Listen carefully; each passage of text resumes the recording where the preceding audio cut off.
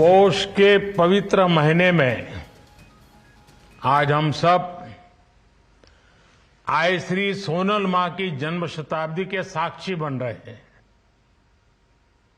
ये आय श्री सोनल मां का आशीर्वाद है कि मुझे इस पुनीत आयोजन से जुड़ने का सौभाग्य मिल रहा है। मैं पूरे चारण समाज, सभी व्यवस्थापकों और सोनल मां के सभी भक्तों को बहुत बहुत अभिनंदन करता हूं। मढ़ड़ा धाम चारण समाज के लिए श्रद्धा का केंद्र है, शक्ति का केंद्र है, संस्कार परंपरा का केंद्र है। मैं आय के श्री चरणों में अपनी उपस्थिति दर्ज कराता हूं, उन्हें प्रणाम करता हूं। मेरे परिवारजनों, जन्म शताब्दी के इस 3 दिवसीय महोत्सव के बीच आय श्री सोनल मां की स्मृतियां हमारे साथ है।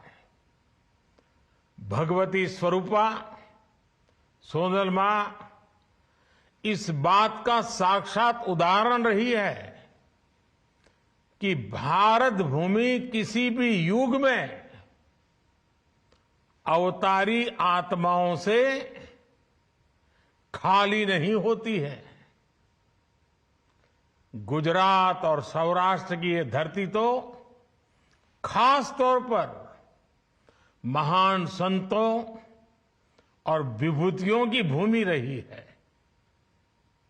कितने ही संत और महान आत्माओं ने इस क्षेत्र में पूरी मानवता के लिए अपना प्रकाश बिखेरा है। पवित्र गिरनार तो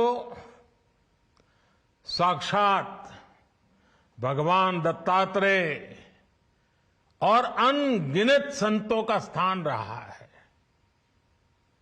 सौराष्ट्र की सनातन संत परंपरा में श्री सोनल मां आधुनिक युग के लिए प्रकाश स्तंभ की तरह थी।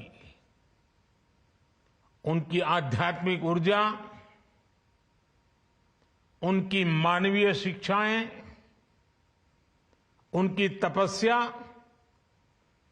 इससे उनके व्यक्तित्व में एक अद्भुत दैवीय आकर्षण पैदा होता था।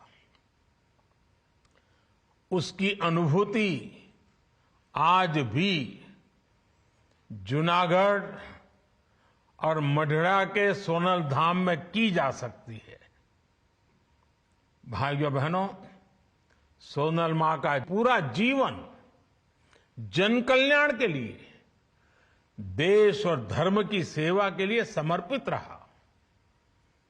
उन्होंने भगत बापू, विनोबा भावे, रविशंकर महाराज, कन्हभाई लहरी, कल्याण सेठ जैसे महान लोगों के साथ काम किया।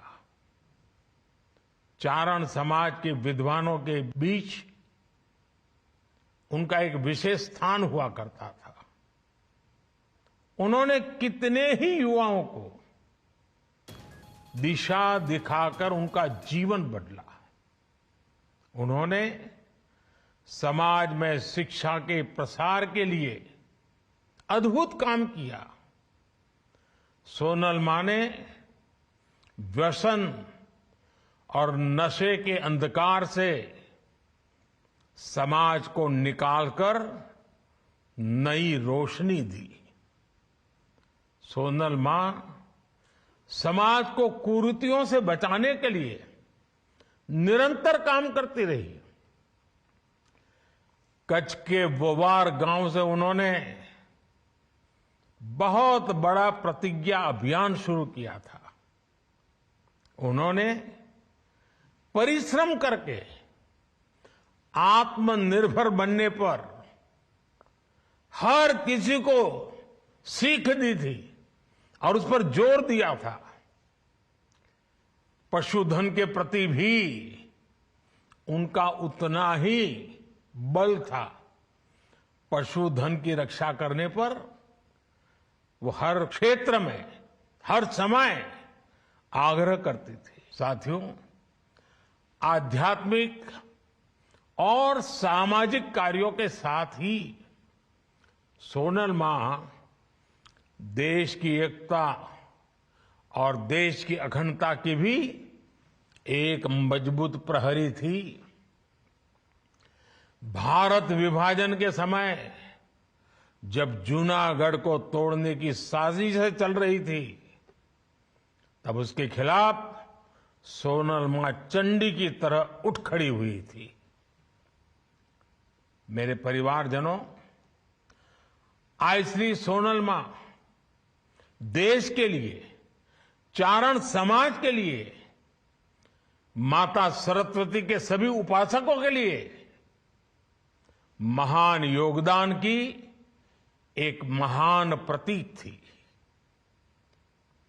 इस समाज को हमारे शास्त्रों में भी विशेष स्थान और सम्मान दिया गया है। भागवत पुराण जैसे ग्रंथों में चारण समाज को सीधे श्री हरि की संतान कहा गया है। इस समाज पर मां सरस्वती का विशेष आशीर्वाद भी रहा है और इसलिए इस समाज में एक से एक विद्वानों की परंपरा अविरत चलती रही है। पूज्य ठारण बापू, पूज्य ईसरदास जी, पिंगళ बापू, पूज्य काग बापू, मेरुभा बापू, शंकरदान बापू, शंभुदान जी, भजनीक नारायण स्वामी, हेमूबाई गढ़वी, पद्मश्री कबीरदास और पद्मश्री भिखुदान भाई गढ़वी, ऐसे कितने ही व्यक्तित्व चारण समाज के विचारों को समृद्ध करते रहे हैं। विशाल चारण साहित्य आज भी इस महान परंपरा का प्रमाण है। देशभक्ति के गीत हो या आध्यात्मिक उपदेश हो, चारण साहित्य ने सदियों से इसमें अहम भूमिका निभाई है। श्री सोनल मां की ओजस्वी वाणी खुद इसका एक बहुत बड़ा उदाहरण रही है। उन्हें पारंपरिक पद्धति से कभी शिक्षा नहीं मिली, लेकिन संस्कृत भाषा, उस पर भी उनकी अद्भुत पकड़ थी।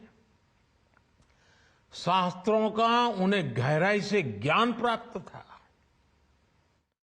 तो पीएम मोदी को भी आप सुन रहे थे। सोनल मां आधुनिक युग का प्रकाश स्तंभ, ये कहते हुए पीएम मोदी इस वक्त